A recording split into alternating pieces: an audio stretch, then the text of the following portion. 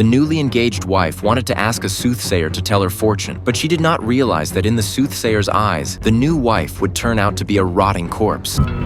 What's the matter? You see something bad?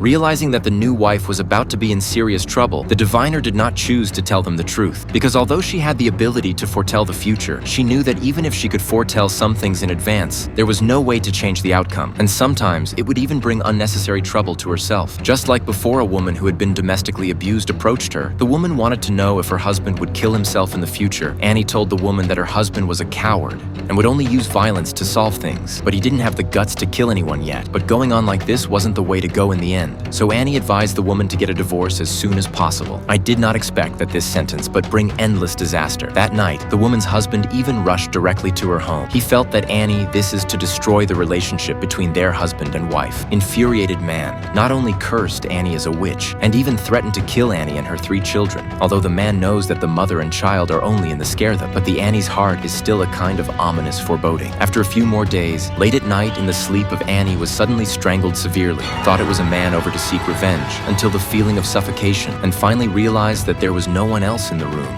It was just a nightmare. When the clock pointed to 1:28, however, at this time, she did not think about it until the next morning. She suddenly learned of a message. The original, before she looked for her divination of her newlywed wife, was actually the next morning. She suddenly learned the news that her new wife had disappeared. After 4 days of searching, the police still found nothing. So the bride's father can only turn to Anne, because she is not only the town's famous soothsayer or groom Wayne's friend. The bride's family hoped to find clues through divination. Soon, Anne let the bride's father to draw a card. She just gently put her hand on the card. Some horrible images will emerge in Anne's mind.